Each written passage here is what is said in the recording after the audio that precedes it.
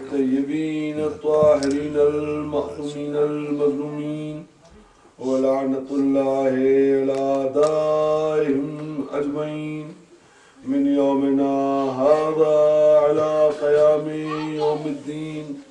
أما بعد فقد قال الله سبحانه تبارك وتعالى في كتابه المجيد والفرقان الحميد.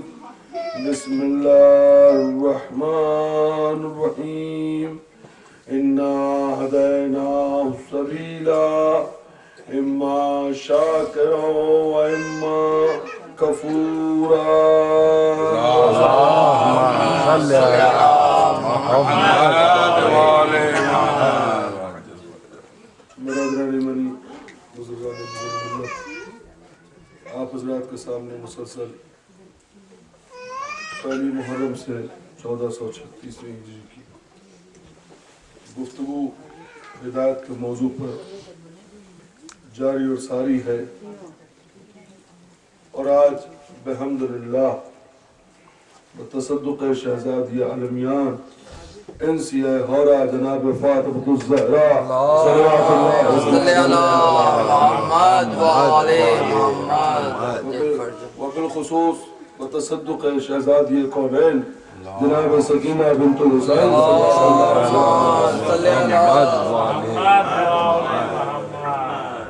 اپنے 8ویں اور تقریباً آخری مرحلوں میں داخل ہونے کا شرف حاصل کر رہی ہے۔ ارشاد رب العزت ہو رہا ہے کہ انا ہدیناہ السبیل، یعنی ہم نے تمہارے لیے سبیل ہدایت کر دیا، کیونکہ اللہ نے دنیا میں انسان کو محتاج ہدایت بنا کے بھیجا اور دنیا کو آخرت کی کھیتی بتایا، جو جیسا یہاں بوئے گا ویسا آخرت میں کاٹے گا۔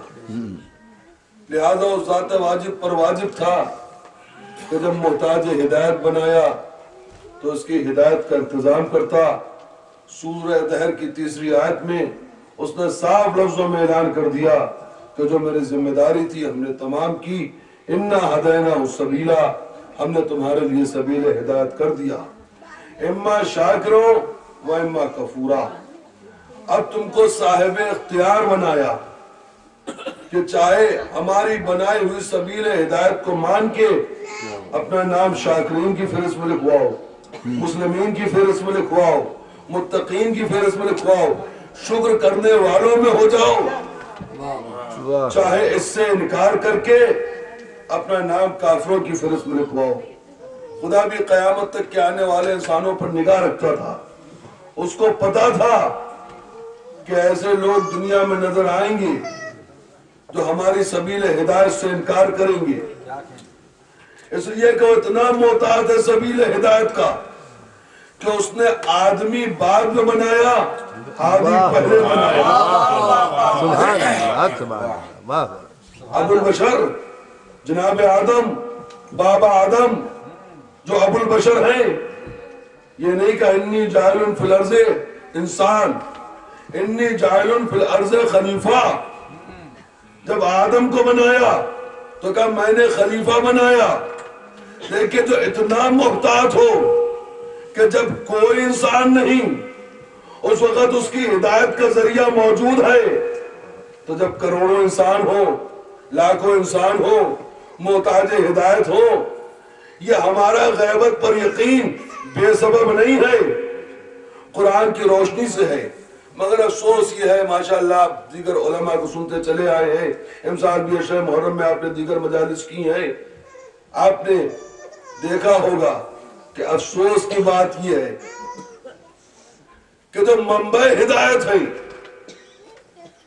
جو ذریعہ ہدایت ہیں، لوگوں نے ان سے انکار کیا، اور انکار کرنے کا طریقہ بدلا ہوا ہے، کیونکہ انٹیلیکچوئلز کا زمانہ ہے، مون ایج ہے، سپر کمپیوٹرز کا زمانہ ہے، لوگ پڑھ لکھ گئے، جہالت ہے نہیں، لہذا دشمن نے بھی اپنا طریقہ بدل دیا، نیا جال لائے پرانے شکاری۔ اب اہل بیت کے مقابلے پر دنیا کے جھوٹوں کو نہیں پیش کرتے ہیں، اہل غیر نتو خیروں کو نہیں پیش کرتے ہیں، اس لیے کہ جو آج کی عیسائیت اور یہودیت سے مقابلہ نہ کر سکے وہ اہل بیت رسالت سے کیا مقابلہ کرے گا؟ اگر غلط کر رہا ہوں تو مجھے ٹوک دیجیے گا۔ تو آل محمد کے بغض میں ایک نئی چال چلی گئی، حق کے مقابلے میں حق کو لانے کی کوشش کی جا رہی ہے۔ کبھی ناعاقبت اندیش ہمارے نوجوانوں کو بہکانے کے لیے آل محمد کے مقابلے میں نماز کو پیش کرتے ہیں، کبھی روزے کو پیش کرتے ہیں، کبھی حج کو پیش کرتے ہیں، کبھی زکوٰۃ کو پیش کرتے ہیں۔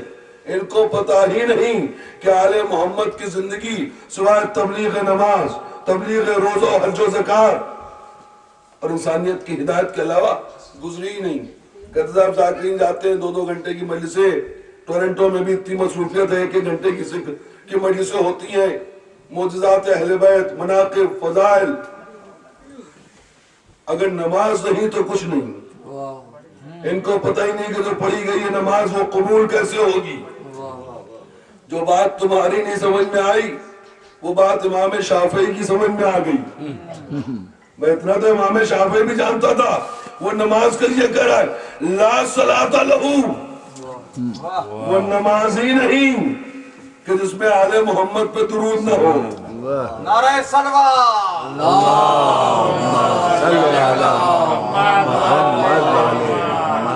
مجھے کوئی اعتراض اکریز نہیں، میں نے اپنی گفتگو کا آغاز امام شافعی کے ذکر سے کیا۔ امام شافعی نے کہا لا صلاۃ لہ، وہ نماز ہی نہیں جس میں آل محمد پر درود نہ ہو۔ یہ کیا کہہ دیا تم نے امام شافعی؟ بھئی یہ کہہ دیتے کہ ناقص نماز ہے، بوسیدہ نماز ہے، ضعیف نماز ہے، ٹوٹی پھوٹی نماز ہے۔ کہہ رہا وہ نماز ہی نہیں۔ یہ مائک ہمارے سامنے رکھا ہوا ہے، بلند گو، اس کا کام یہ کہ ہماری آواز کو دور تک پہنچائے اور تیز کر کے سہارا دے، مومنین تک کی آواز پہنچائے۔ جہاں جہاں بھی لگایا جاتا ہے آواز تیز کرنے کے لیے، بلند کرنے کے لیے۔ اگر خدا نخواستہ یہ اپنا کام چھوڑ دے اور میں کہوں کہ مائک ہی نہیں تو کہنے والے کیا کہیں گے؟ بس اسٹینڈ بھی موجود ہے، مائک بھی موجود ہے، ایمپلی فائر بھی موجود ہے، ہارن بھی موجود ہے۔ یہی تو کہیں گے کہ ناقص مائک کہیے اس کو، کام نہیں کر رہا ہے مگر مائک تو موجود ہے۔ بھئی ہونا تو یہی چاہیے نا کہ امام شافعی کا ناقص نماز ہے، بڑھیا نماز ہے، ضعیف نماز ہے، مگر امام شافعی کہہ رہے ہیں لا صلاۃ لہ، نماز ہی نہیں۔ نہیں سمجھیں گے آپ ایسے۔ آپ میرے گھر پہ آئے، پوچھا مولانا ہے؟ ہمارے گھر والوں نے کہا کہ مولانا نہیں ہے۔ اب جیسے سامنے کا دروازہ کھلا دیکھا لمبے لمبے لیٹے ہوئے، میں لمبا لمبا لیٹا ہوا ہوں، آپ چھڑ گئے کہ وہ سامنے لیٹے، کہ مولانا نہیں رہے، کہ یہ مولانا نہیں ہے، مولانا کی میت ہے، ان کا بھی انتقال ہو گیا۔ جب روح نکل گئی تو نہیں رہے۔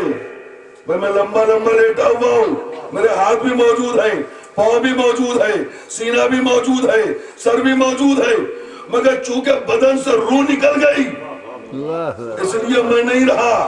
یہی تو اصطلاح بیان کرتے ہیں۔ امام شافعی بھی یہی کہہ رہے کہ اگر روح نماز کو نکال لیا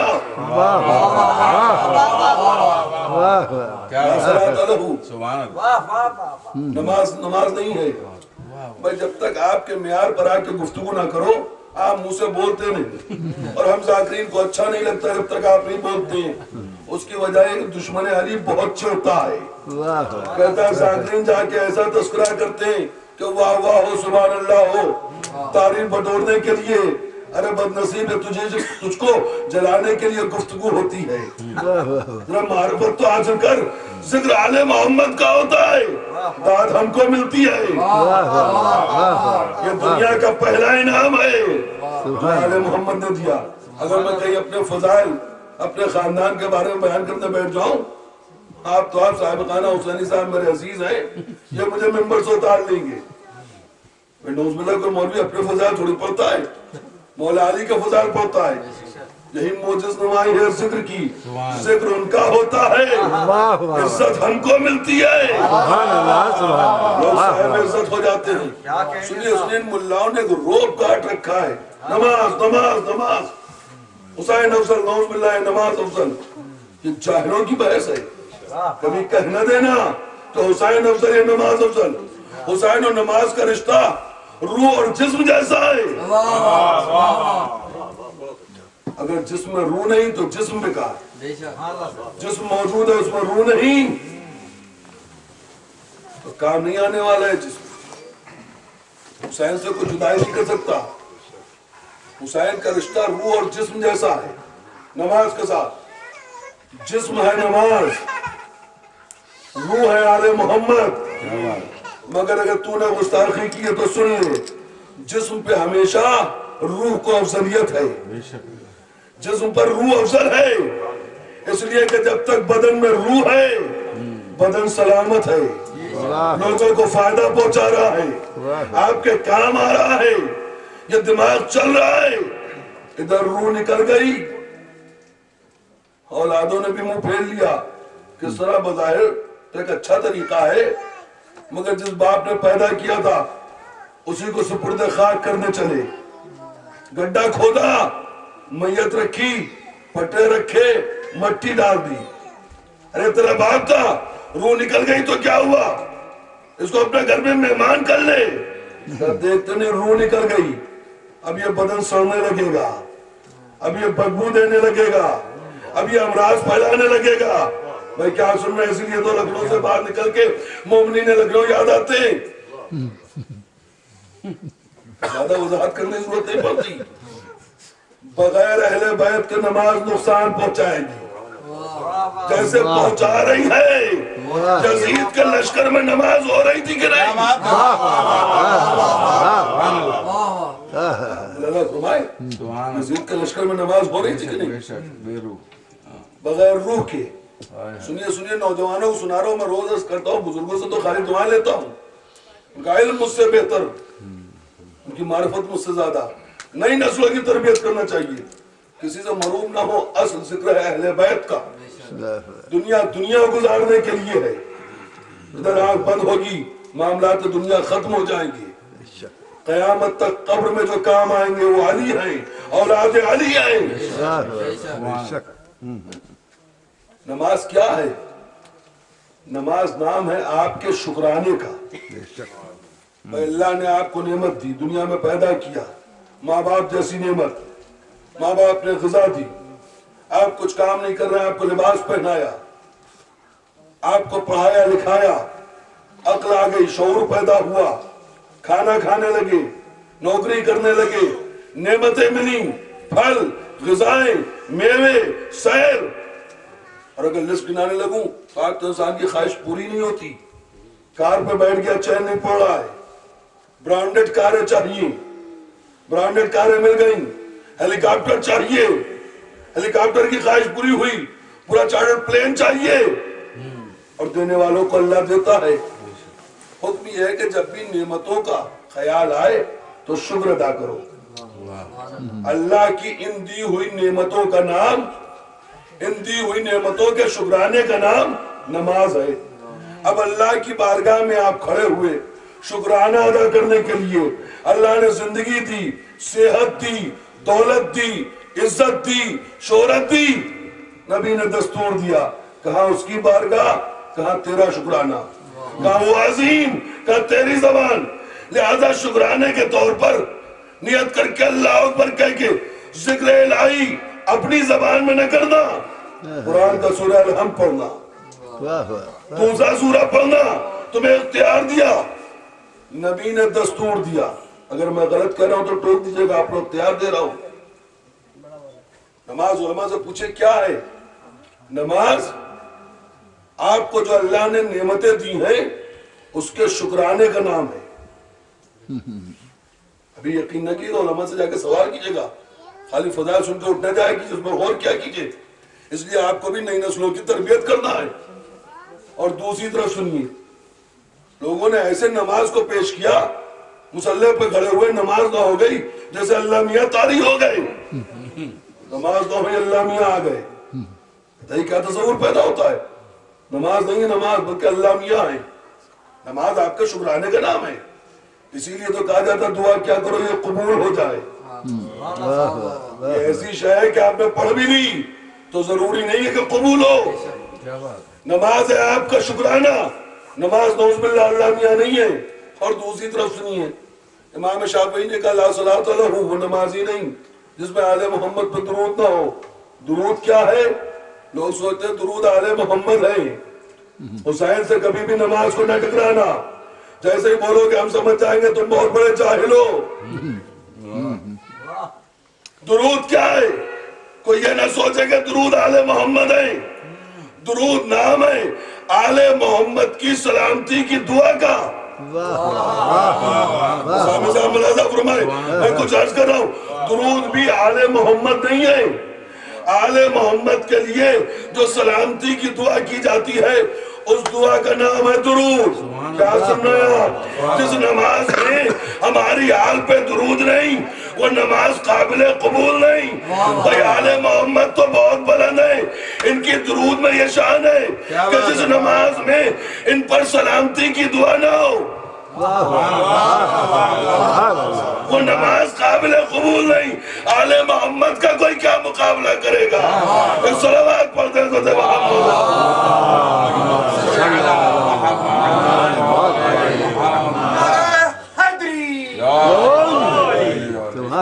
اور بابا سے بڑے صلوات کا سارا نہ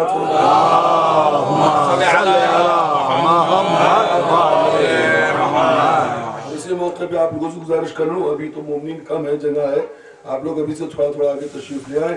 زحمت ہوگی مگر برائے عبادت کے دن ایام اعزا کے دن بعد میں مومنین آئے ان کو بیٹھنے میں زحمت نہ ہو، مجلس بھی نہ ڈسٹرب ہو. یہ خالی جگہ اچھی نہیں لگتی. آگے بڑھ جاؤ بیٹے. سبھی لوگوں سے ریکویسٹ ہے، بس اتنا ریکویسٹ ہے کمیل آگے بڑھ یہ حضرت ابو طالب آواز بلند صلوات.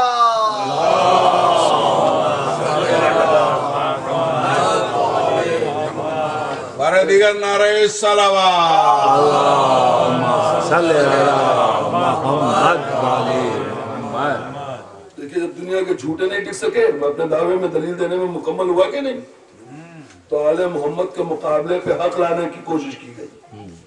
اس کو کیا کیجئے نبی پہلے ہی کہہ گئے پروردگار حق کو ادھر ادھر موڑ دینا، جدھر جدھر میرا علی مڑے. یہ نہیں کہا کہ علی کو ادھر ادھر موڑنا، جدھر جدھر حق مڑے. نماز حق ہے، روزہ حق ہے، حج و زکوٰۃ حق ہے. رب کے شمال لعنت کرو اس ملعون پر جو توہین نماز کرے، جو توہین روزہ کرے، جو توہین حج و زکوٰۃ کرے. ارے نماز کی توہین ہے کہ بغیر آل محمد کے پڑھی جائے، روزے کی توہین ہے کہ بغیر ان کی محبت کا رکھا جائے. عبادتوں کو معیار ملتا ہے آل محمد سے. ابھی آپ نے جناب ابو طالب کا نام سنا. حق کے مقابلے میں جب جھوٹے نہیں ٹک سکے تو کیسی کیسی سازشیں کی جا رہی ہیں. ابو طالب نے کلمہ نہیں پڑھا. مجھے آپ کے سامنے جناب ابو طالب کا ایمان نہیں ثابت کرنا ہے. یہی سازش ہے دشمنوں کی کہ ابو طالب کے ایمان کے بارے میں سوال کر لو تاکہ جناب ابو طالب کے فضائل نہ سنائے جا سکے. ہم اور آپ الجھ کے رہ جائیں ایمان ابو طالب ثابت کرنے میں. میں گناہ سمجھتا ہوں جناب ابو طالب کا ایمان ثابت کرنا، اس لیے کہ جو کل ایمان کا باپ ہو اس کے ایمان پہ کیا گفتگو ہوگی. سمجھیے ان باتوں کو. یہ دشمنوں کی سازش ہے کہ ایمان کے بارے میں سوال کر لو، یہ ایمان ثابت کرنے بیٹھیں گے. ارے تاریخ اٹھا کے دیکھیے، خالی علی نہیں ہے مسلمانوں کے خلیفہ، اور بھی تو ہیں. علی کو چوتھی منزل میں اسی لیے مانا کہ علی سب سے چھوٹے ہیں، ان سے بڑے کوئی اور ہیں، ان سے بڑے کوئی اور ہیں، ان سے بڑے کوئی اور ہیں. تو جب باپ کو سمجھنا ہوا تو خالی علی کے باپ کیا اوروں کے باپ نہیں تھے. صلوات پڑھتے تو تمام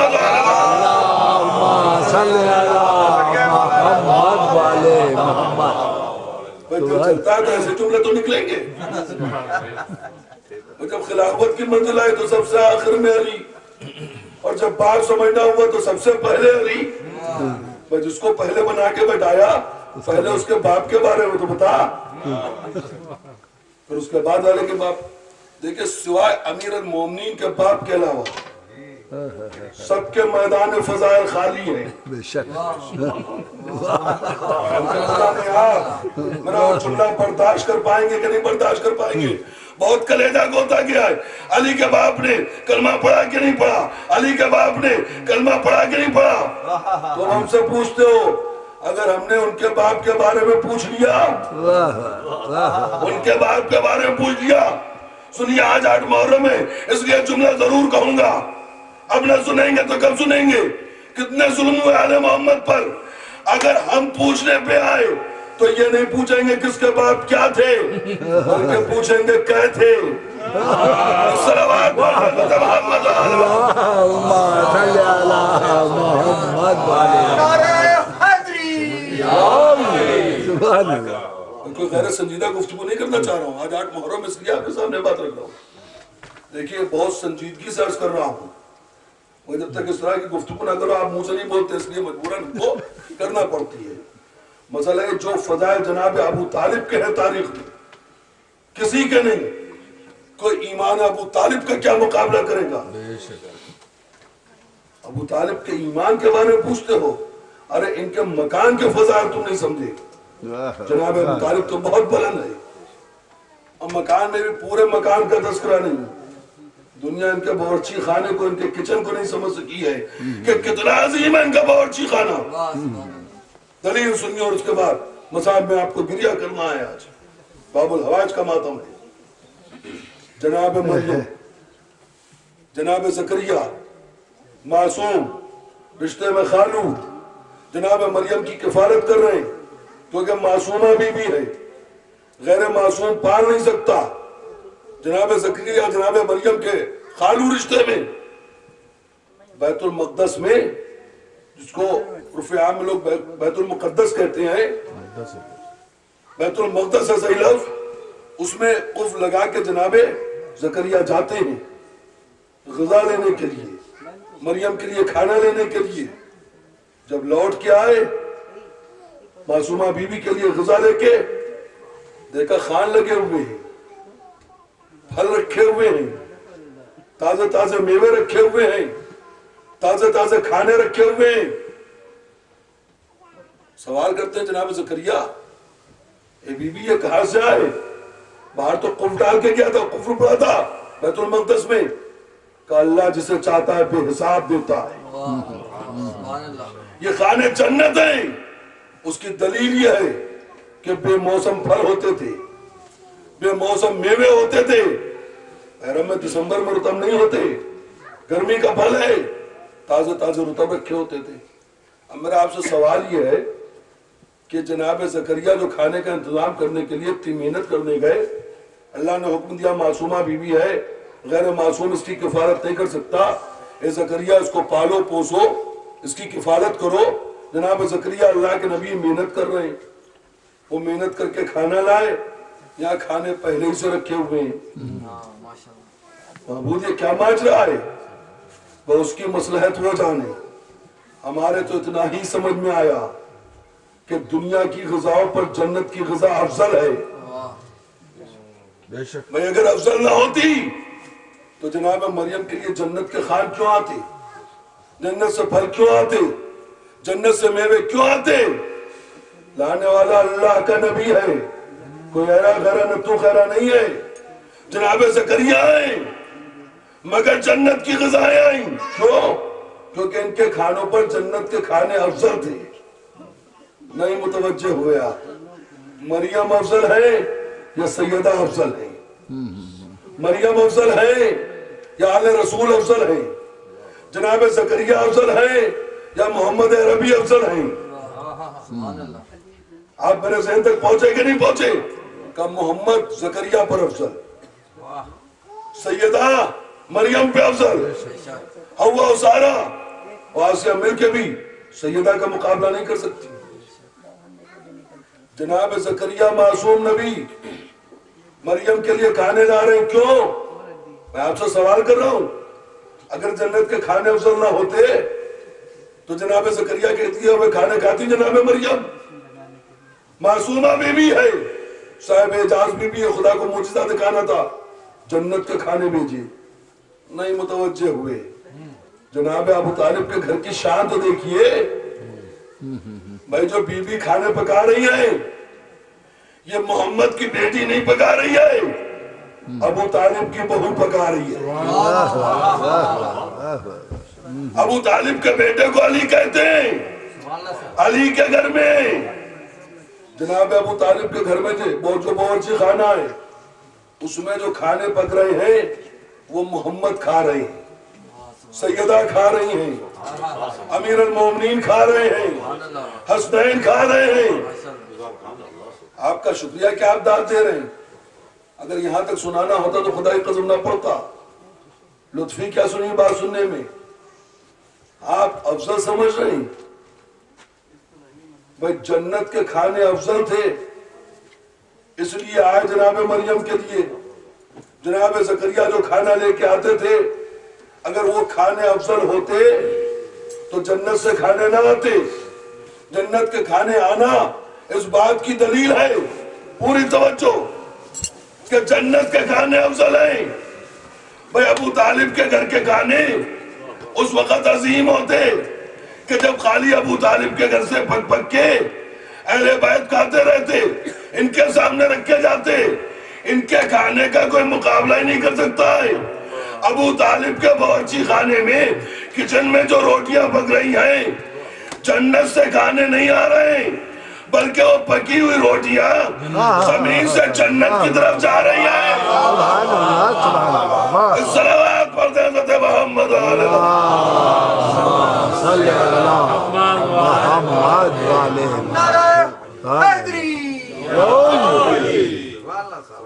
ये है शान जनाब अबू तालिब।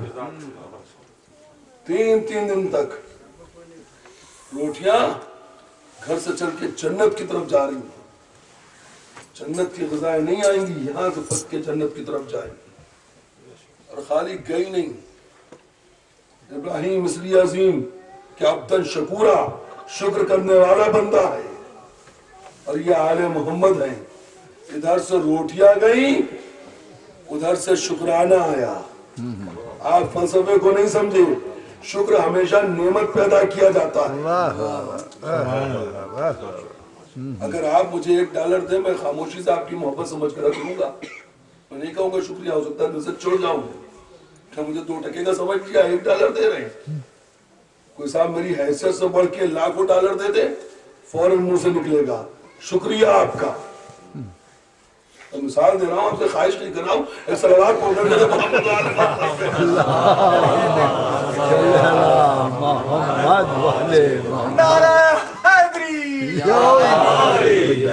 बात आ गई है तो सुन ले आप, ये हुसैनिया है, ये आपके लिए नहीं, आपकी नई नस्लों के लिए है।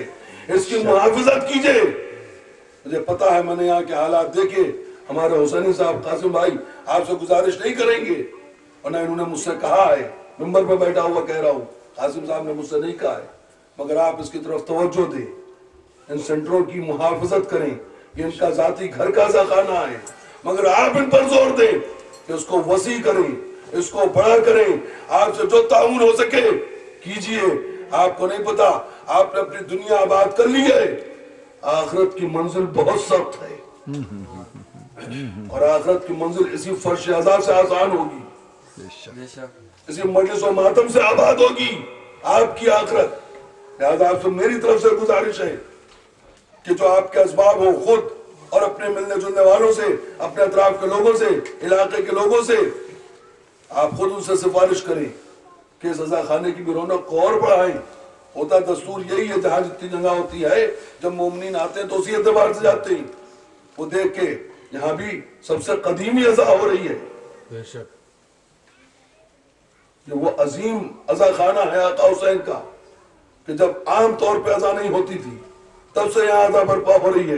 लिहाजा मेरी तरफ से गुजारिश है, आप लोग इसकी रौनक का इंतजाम और एहतमाम करें, और इनको मजबूर करें कि आपका तामुल लें, इसलिए कि आपको नहीं पता, बीवी सैयदा आपको बहुत दुआएं देंगी। सुने, वक्त तमाम हो रहा है।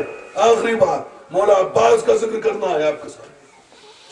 जनाब अबू तालिब का ईमान कोई क्या साबित करेगा? इनके फजाइल मौजूद हैं, इनके फजाइल दुनिया के सामने पेश ना किए जाएं, اس لیے سازش کی گئی کہ ان کے ایمان کے بارے میں سوال کر لیا گیا کہ لوگ جناب ابو طالب کا ایمان سمجھانے لگے، فضائل بیان ہی نہ کیے جا سکے۔ ہاں عزیزو، کہتے ہیں کب تک فضائل پڑھے جائیں گے؟ دیکھیں ایک ایسی مثال دے رہا ہوں جس کی آپ بھی گواہی دیں گے۔ اغیار دشمنان آل رسول کا تذکرہ نہیں کر رہا ہوں، مجھے پتا ہے آپ کا علم مجھ سے زیادہ ہے، آپ کی معرفت مجھ سے زیادہ ہے، میں کسی سے مروب نہیں ہوتا ہوں، اگر یہ بتا دوں آپ محب اہل بیت ہیں، اس علم اہل بیت کو پہچاننا ہے، اس لیے میں آپ سے عرض کر رہا ہوں آپ اہل بیت کو جانتے اور پہچانتے ہیں، اس لیے آپ کا علم مجھ سے زیادہ، آپ کی معرفت مجھ سے زیادہ، مگر ایک مثال دے رہا ہوں اور آپ کا امتحان لے رہا ہوں۔ کہتے ہیں اہل بیت کے بہت فضائل پڑھے جا چکے، ارے جاہلوں جو فضائل سنائے گئے ہیں اس کو تو سمجھ نہیں سکے تم۔ آج 8 محرم ہے نا، باب الحوائز کا ذکر سننے کے لیے بیٹھے ہوئے آپ۔ آقا کو قمر بنی ہاشم کہا گیا، آپ نے سن لیا، لیکن میں نے آپ کا امتحان لے لیا۔ میں اغیار کی بات نہیں کر رہا ہوں، اپنی حیثیت و اوقات پہچانتا ہوں، میرے پاس کوئی زیادہ علم نہیں ہے، نجات کے لیے ممبر پہ آ جاتا ہوں، مگر اتنا جانتا ہوں کہ آپ کو نہیں پتا کہ قمر بنی ہاشم کا مطلب کیا ہے۔ اگر معلوم ہوتا تو آپ خاموش نہیں بیٹھ سکتے تھے، آپ سبحان اللہ کہنے لگتے، اور ابھی ثابت کر کے ممبر سے اتروں گا اور آپ سے داد لے کے اتروں گا۔ مولا علی کے اپنے اوپر غرور نہیں ہے، مولا علی کے صدقے میں چیلنج کر رہا ہوں، اگر آپ سے سبحان اللہ نہ کہلو علی تو ممبر سے نیچے نہیں آؤں گا۔ دنیا سمجھی نہیں کہ قمر بنی ہاشم مولا عباس کو کہا گیا، اس کا مطلب کیا ہے؟ قمر بنی ہاشم ملاؤں سے نہ پوچھئے گا، بہت جلدی ڈکشنری اٹھا کے بیٹھ جائیں گے، جملے سے جملے ملائیں گے اور آپ کو ترجمہ پیش کر کے بات تمام کر دیں گے۔ قمر کہتے ہیں چاند کو، مون کو، بنی ہاشم اہل بیت رسالت، ایک مخصوص قوم و قبیلہ، جناب ہاشم کی اولاد بنی ہاشم، جس میں اہل رسول ہیں۔ قمر بنی ہاشم، بنی ہاشم کا چاند، ابھی بھی کسی نے داد نہیں دی، کیوں؟ کیونکہ آپ سمجھیں نہیں کہ کون سی فضیلت بیان کی گئی مولا عباس کی۔ قمر بنی ہاشم کا مطلب یہ ہے کہ بنی ہاشم کے درمیان جو چاند ہو۔ علماء سے پوچھئے کہ یہ مثال اس لیے دی گئی کہ مون چاند سیمبل ہے خوبصورتی کا، لیکن اب بولے آپ تھوڑا سا، مگر ابھی بھی آپ کو معرفت نہیں ہوئی، میں ذمہ داری سے عرض کر رہا ہوں، ابھی آپ خوب بولیں گے، تھوڑا سا بولے آپ۔ سیمبل ہے خوبصورتی کا، بنی ہاشم کا چاند، بنی ہاشم کا خوبصورت ترین انسان۔ دیکھیں اتنی میں نے کوشش کی، جاہل کہتا ہے کب تک فضائل پڑھے جائیں گے؟ ارے جن کو مولا کی معرفت وہ بھی فضائل سمجھ نہیں سکتے، تو مجھ سے کہتا ہے کب تک فضائل پڑھے جائیں گے؟ اذہان انسان محتاج امثال ہوا کرتے ہیں، مثالوں کے محتاج ہوتے ہیں انسانوں کے دماغ۔ معصوم امام نے فرمایا لیجئے مثال، اور مثال میں کوئی دنیاوی مثال نہیں بلکہ تاریخ کا معتبر ترین واقعہ، قمر بنی ہاشم، بنی ہاشم کا خوبصورت ترین انسان۔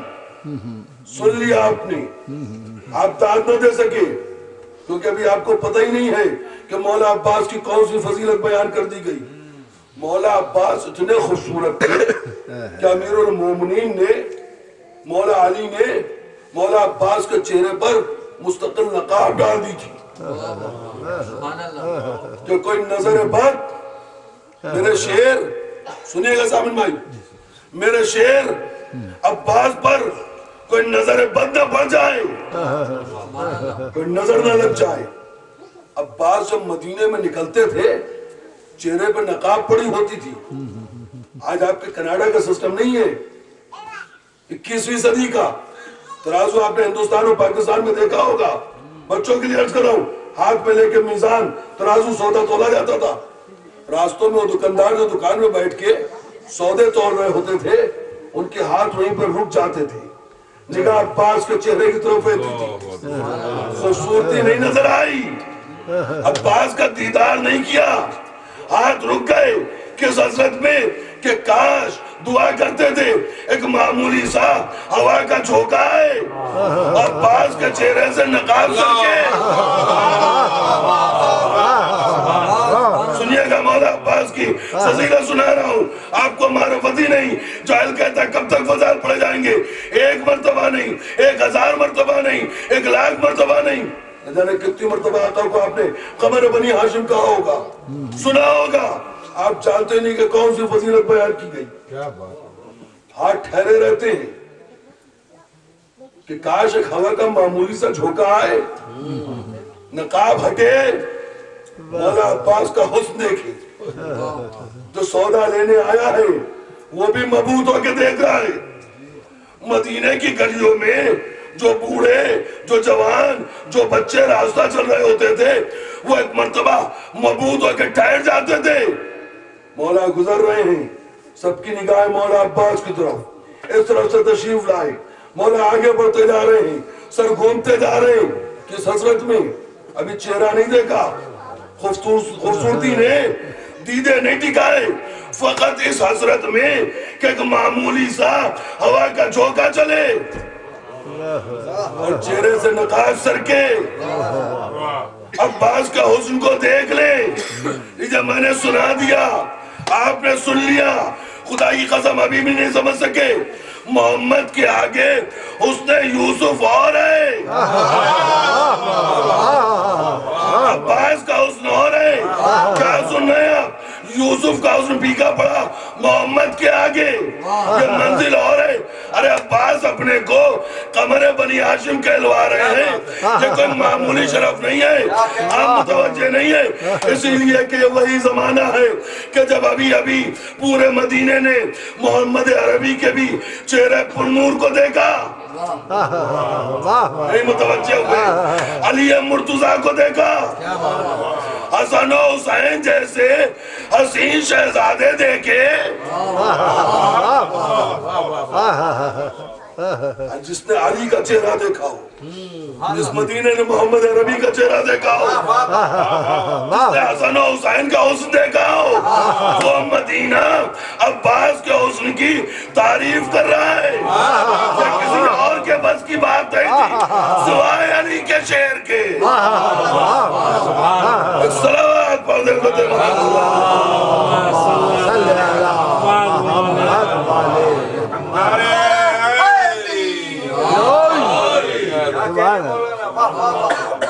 اب آپ محسوس ہوئے، جزاک اللہ، اب سمجھے قمر بنی ہاشم کا مطلب کیا ہوتا ہے، جس مدینے نے ابھی حسن محمد عربی دیکھا ہو، چہرہ پرنور امیر المومنین کا دیکھا ہو، جس مدینے حسن و حسین کے چہرے دیکھے ہو، ان چہروں کے سامنے اپنے چہرے کے حسن کا کلمہ پڑھوانا سوائے علی کے شعر کے کسی کے بس میں نہیں ہے۔ اب سمجھے آقا کو قمر بنی ہاشم کیوں کہا گیا، ان کے فضائل پر غور کیا کیجئے، ابھی دنیا ان کے القاب کو نہیں سمجھ سکی ہے، ان کو کیا سمجھے گی، اسی لیے تو بے ساخت آنکھوں میں آنسو آ جاتے ہیں، جس عباس کی یہ شان ہو کہ علی نے چہرے پر نقاب ڈال دی ہو، بعد شہادت پیغمبر اسلام آل محمد پر کون سی مصیبت ایسی تھی جو نہیں ڈائی گئی، امیر المومنین کے گلے میں رسی باندھی گئی، گلیوں میں پھرایا گیا، بی بی سیدہ کے پہلو پہ جلتا ہوا دروازہ گرایا گیا، جناب محسن کی شہادت ہوئی، حسن مجتبیٰ کو زہر دغا سے شہید کیا، کلیجے کے 72 ٹکڑے ہوئے، تشت میں گرے، اور حسین ابن علی کو کربلا کے میدان میں ایک دوپہر میں رلا رلا کے مارا گیا۔ ہاں عزیزوں، آج حسین کے شعر کا ماتم کرنا ہے آپ کو، اپنے آقا ابوالفضل عباس کا ماتم کرنا ہے آپ کو، آج نوجوانوں کے ماتم کرنے کا دن ہے. صبح سے انصار جا رہے ہیں, بچپن کے دوست جا رہے ہیں. انصار جامع شہادت نوش فرما چکے, گود کے پاروں کی باری آئی, اونو محمد گئے, عباس و حسین اونو محمد کے لاشیں اٹھا کے لائے. بھیا حسن کی نشانی قاسم گئے, قاسم کا پامال لاشا اٹھا کے لائے. اب آقا عباس آئے, اے مولا حسین, اے میرے سید و سردار, میرے آقا, بابا نے مجھے کربلا کے لیے ذخیرہ کیا تھا. بابا نے حسرت کی تھی پروردگار جس نے زندگی میں کوئی خواہش نہ کی ہو, اس نے عباس کی خواہش کی تھی. پروردگارا ہمیں ایک ایسا بیٹا دے جو کربلا میں میرے حسین کے کام آ سکے. آقا رن میں جانے کی اجازت دیجئے. کہا میرے بھائی عباس, تم تو ہمارے لشکر کے لمبردار ہو. کہ مولا وہ لشکر کہاں ہے؟ کہ جانب جنت روانہ ہوا. کہ مولا جہاں لشکر گیا ہے وہیں سالمدار کو بھی جانے کی اجازت دیجئے. ابھی بھائی کی بھائی سے گفتگو ہو رہی تھی کہ اتنے میں ننھے بچوں کا قافلہ, جس کے آگے حسین کی 4 سال کی شہزادی جس کو مولا عباس بہت چاہتے تھے, جناب سکینہ اعلیٰ تاش کی صدائیں بلند کیے ہوئے, نعرے لگاتے ہوئے ایک خیمے سے دوسرے خیمے میں جا رہے تھے. مولا حسین کے قریب سے گزرے کہ بھیا عباس, حسین 7 محرم سے یہ آوازیں سن رہا ہے. اب حسین کے کلیجے میں اتنی طاقت نہیں رہی کہ میں اپنی بچی کی یہ دردناک آواز سنوں. اے عباس, لڑنے کی تو اجازت نہیں دے سکتا. اے بیٹا, اے میرے بھائی, تم علی کے شیر ہو, علی کی نشانی ہو, مگر سکینہ کی صدائے لتاش تمہارے بھائی سے اب نہیں سنی جاتی. سکینہ کے لیے صدائے, سکینہ کے لیے سبیل آپ کر دو. یہ آوازیں حسین کے کلیجے کو پارا پارا کر رہی ہے, یہ صدا حسین کے کلیجے کو توڑے دے رہی ہے. ہاں عباس آئے, اے میری بھتیجی سکینہ, اپنے مشکیزے کو لے کے آؤ. جناب سکینہ خیمے میں گئی, صندوق سے سوکھا ہوا مشکیزہ نکالا, خیمے کے در پہ آئی, ننھے ہاتھوں سے عباس نے علم کو جھکا دیا. سکینہ نے ننھے ہاتھوں سے اپنے چچا کے علم میں مشکیزے کو باندھا. آزادارو کیا سن رہے ہو؟ روز سفارش کرتا ہوں کہ کبھی بھی بآواز بلند گریہ کرنے میں شرم نہ محسوس کیا کرو, اس لیے کہ تمہارا امام شکوا کرتا ہے حسین کے ذکر کی اور مظلومی کی یہ شان نہیں ہے جس طرح تم آنسو بہا رہے ہو. عباس کا ماتم ہے, نہ جانے بھتیجی نے کس حسرت سے مشکیزے کو علم میں باندھا تھا کہ آج تک 1400 برس ہو گئے. مشکیزہ چدا تو تھا کربلا میں, پانی بہ گیا مگر علم سے مشکیزہ جدا نہ ہوا. عباس نے علم کو اٹھایا, حضرت کے قریب آئے, حضرت نے پھریرے کو کھول دیا. ہاں عزیزو, سن سکیں گے عجب بے کسی ہے. میں آپ کو کیا سناؤں, علامہ امیر انیس نظم کرتے ہیں, شاید آپ کی آوازیں ان کی مرضی کو شہزادی نے قبول کیا ہے. اس وقت مصیبت کو علامہ امیر انیس نظم کرتے ہیں, وہ سن کے آپ کی آوازیں بلند ہو جائے. جب قصد کیا نہر کا سقائے حرم نے, مشکیزہ درہ دوش پا, تب بحر کرم نے بھائی سے یہ فرمایا تھا, تب شاعر امم نے, ارے بھیا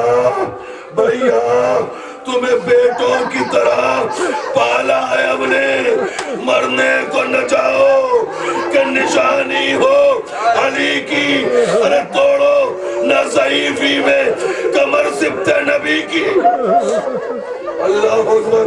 حسین سے مولا عباس نے کہا, اے آقا, آپ ہی نے تو کہا تھا سکینہ کے لیے سبیل آپ کر دو, پانی لینے کے لیے جا رہا ہوں. حسین نے پھریرے کو کھولا. ایک مرتبہ حمید ابن مسلم لکھتا ہے, ایک ہاتھ پھیرا پھریرے پہ حسین نے, پھر انگلی سے کچھ لکھنا شروع کیا. حمید ابن مسلم آگے بڑھا, مولا پریرا کھول کے یہ کیا تم نے مٹایا اور یہ کیا لکھ دیا؟ میں تاریخ کربلا لکھ رہا ہوں, بیان کر دو تاکہ درج کر دو.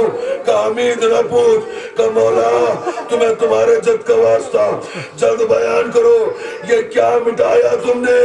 ایسا محسوس ہوا یہ انگلی سے کیا لکھا کہ یہ وہی علم ہے جو خیبر میں رسول اللہ نے ہمارے بابا علی مرتضیٰ کو دیا تھا. میں نے وہی بابا کا علم بابا کے شیر عباس کے ہاتھوں میں دیا. جب علی سلم کو لے کے گئے تھے تو رسول اللہ نے لکھا تھا, رسول اللہ نے لکھا تھا نصر من اللہ وہ فتح قریب, نصر من اللہ وہ فتح قریب. میں نے اس کو مٹا دیا, لکھ دیا انا للہ وَإِنَّا إِلَيْهِ رَاجِعُونَ. میں نے یہ تحریر کر دیا اسلام پر. عباس علم لے کے چلے. حمید ابن مسلم لکھتا ہے وہ فوجیں جو مثل سیدھا پلائی ہوئی دیوار کے, سیدھا پلائی ہوئی دیوار کو سمجھتے, وہ دیوار جس میں اسٹیل کی پلیٹیں ڈالی جائیں, جس میں موٹی موٹی لوہے کی پلیٹیں ڈالی جائیں, مثل سیدھا پلائی ہوئی دیوار کے ایسے فوجیوں کو کھڑا کیا تھا جو عرب کے بڑے بہادر تھے. ان کو دریا کے قریب کھڑا کیا تھا یزید کی لعین عمر ساتھ نے. جیسے ہی عباس آگے بڑھے, ہاتھ میں تلوار نہیں ہے. عباس کی حیبت یہ ہے کہ وہ فوجیں جو مثل سیسا پلائی دیوار کے تھی, مثل کائی کی حیبت کی حیبت عباس سے مثل کائی کے پڑنے لگی. عباس نے گھوڑے کو ترائی میں اتارا. عباس کو خیال ہوا کہ رہوار بھی 3 دن کا پیاسا نہیں ہے, بلکہ جب سے کربلا میں آیا ہے پانی اتنا کم تھا کہ انصار کو نہیں ملا. حسین کے چھوٹے چھوٹے بچوں کو پانی دیا جاتا تھا. ارے 7 محرم سے تو پانی بھی تمام ہو گیا تھا. حسین کے ننھے ننھے بچے پیاسے تھے. یہ رہوار نہ جانے کب سے پیاسا ہے. علی مرتضیٰ کا سلطنہ تھا, نہ جانے کیسی مظلومی تھی آل محمد پر کہ انسان تو نہ سمجھ سکے, حیوانوں نے اس کی قدر کی. حسین نے سلطان حسین کے شیر و سبائی عالم بردار لشکر حسینی نے زلجنہ سے کہا, اے زلجنہ پانی پی لے. زلجنہ کی لگام میں ڈیلی کی, سر پانی میں ڈال دے.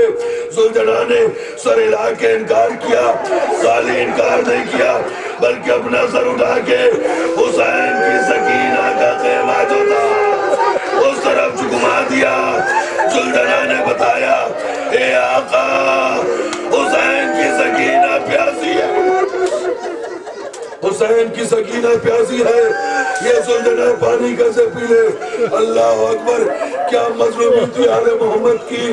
حاکم کا حکم یہ ہے کہ پانی بشر پیے, ارے گھوڑے پیے, سوار پیے اور شتر پیے.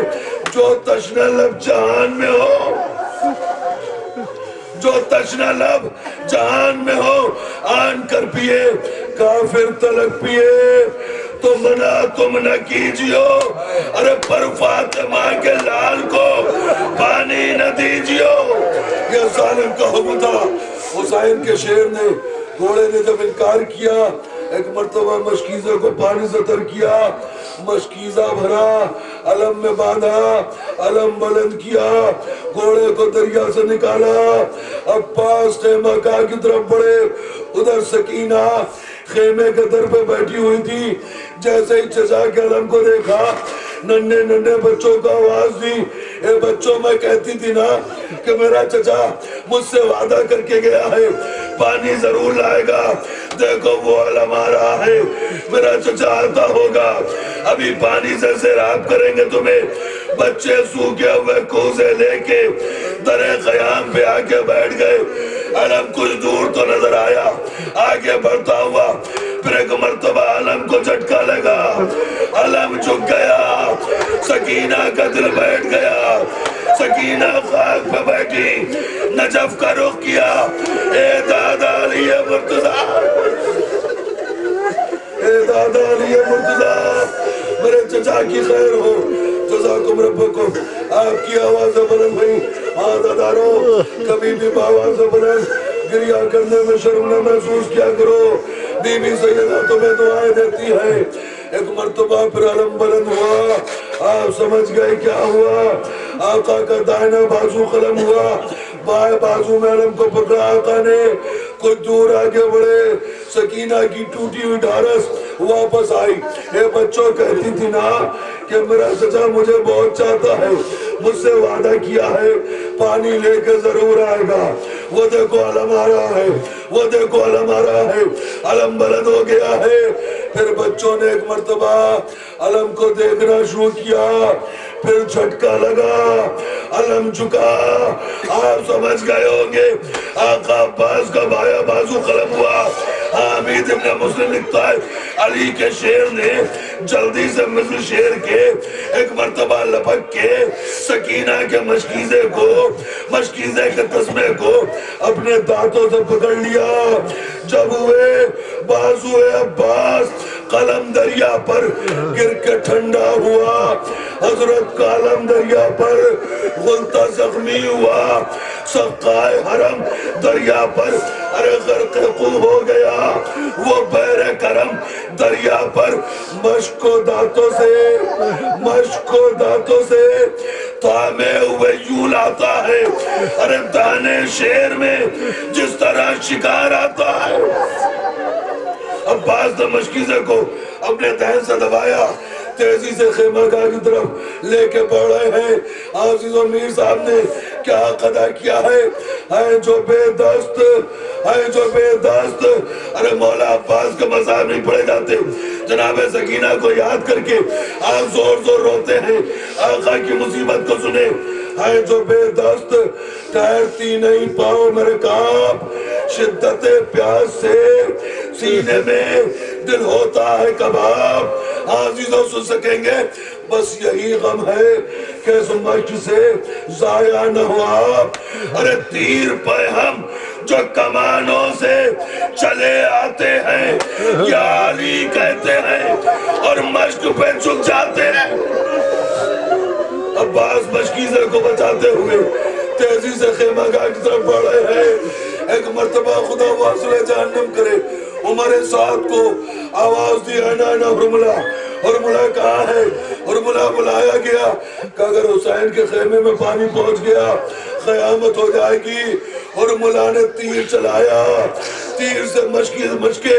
سکینہ چدا پانی بہنے لگا عباس کی آس ٹوٹ گئی گھوڑے کو دریا کی طرف موڑا آواز دی اے آقا حسین خدا حافظ غلام کے آخری سلام کو قبول کیجئے حسین تڑپ گئے اے بھیا عباس آج سے وہ آنکھیں سوئیں گی جو تمہاری زندگی میں جاگا کرتی تھی وہ آنکھیں جاگیں گی جو چین سے سویا کرتی تھی حسین نے مرثیہ پڑھا آپ نے سن لیا مطلب نہیں سمجھے ارے تمہاری موجودگی میں اشقیاء تمہاری حیبت سے جاگتے رہتے تھے زینب و ام کلثوم فروہ و رقیہ چین سے سوتی تھی اب شام غریبہ آئے گی زینب ٹوٹا ہوا نیزہ لے کے خیموں کے تلایا پھرے گی اے عباس وہ آنکھیں جاگیں گی